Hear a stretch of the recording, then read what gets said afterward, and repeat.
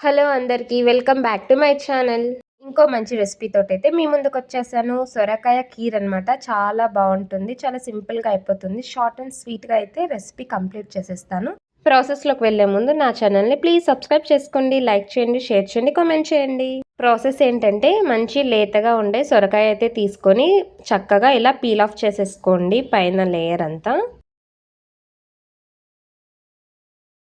తర్వాత కార్నర్స్ అయితే కట్ చేసేసుకొని దీన్నైతే తురుముకోవాలి. మంచిగా చూడండి లోపల ఉంటుంది కదా ఆ పీచు అది అలానే ఉండాలి. పైన పైనది మాత్రమే తురుముకోవాలి.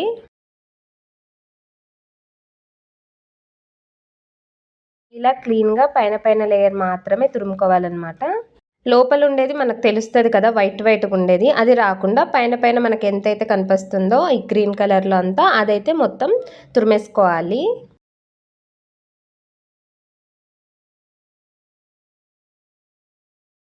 చూసారు కదా ఈ లోపలదంతా అయితే పడేస్తాం మనము.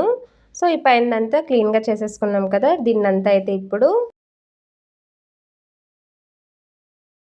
స్టవ్ ఆన్ చేసుకొని గిన్నె పెట్టేసి అందులోకి ఒక 2-3 టేబుల్ స్పూన్ నెయ్యి అయితే వేసుకొని సొరకాయ తురుమైతే వేసేసుకొని మంచిగా ఫ్రై చేసుకోవాలి.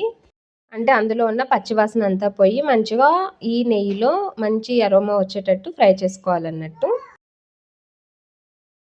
ఫ్రై అయితే చేసేసుకుందాం ఇది మొత్తం.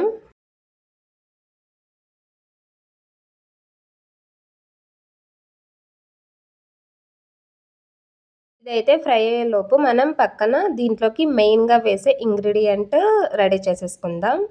ఒక 10-15 కాజు, బాదం అయితే తీసుకొని ఒక 3-4 ఇలాచీ తీసుకొని మిక్సీ పట్టేసుకోవాలి. ఫైన్ పౌడర్ లాగా అయితే మిక్సీ పట్టేసుకోవాలి. చూడండి ఇక్కడ చూపిస్తున్న విధంగా మంచిగా పౌడర్ అయితే చేసేసుకోవాలి.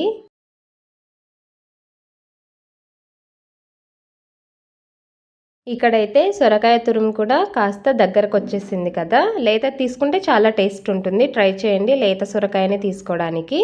సో, ఇంకా అందులో వాటర్ సరిపోలేదనుకుంటే కాస్త వాటర్ వేసుకొని మంచిగా ఉడికించుకోవాలి.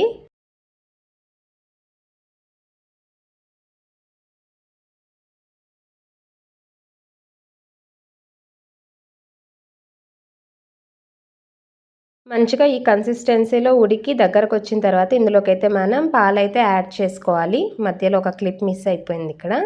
సో, ఒక హాఫ్ లీటర్ నుండి ముప్పావు లీటర్ మధ్యలో అయితే పాలైతే నేను తీసుకుంటున్నా. మంచి చిక్కటి పాలే వేయండి. చాలా బావుంటుంది. సో, మంచిగా కలుపుకున్న తర్వాత పాలలో కూడా బాగా ఉడికిందనుకున్నప్పుడు మనం పౌడర్ చేసి పెట్టుకున్నదైతే ఇక్కడ వేసేసి మంచిగా కలుపుకోవాలి. ఇది అడుగంటేసిద్ది.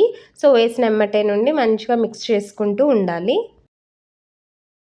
మంచిగా మిక్స్ చేసుకున్న తర్వాత హాఫ్ కప్పు నుండి ముప్పావు కప్పు దాకా షుగర్ అయితే వేసుకొని షుగర్ అంతా కరిగిపోయేదాకా మిక్స్ చేసుకోవాలి.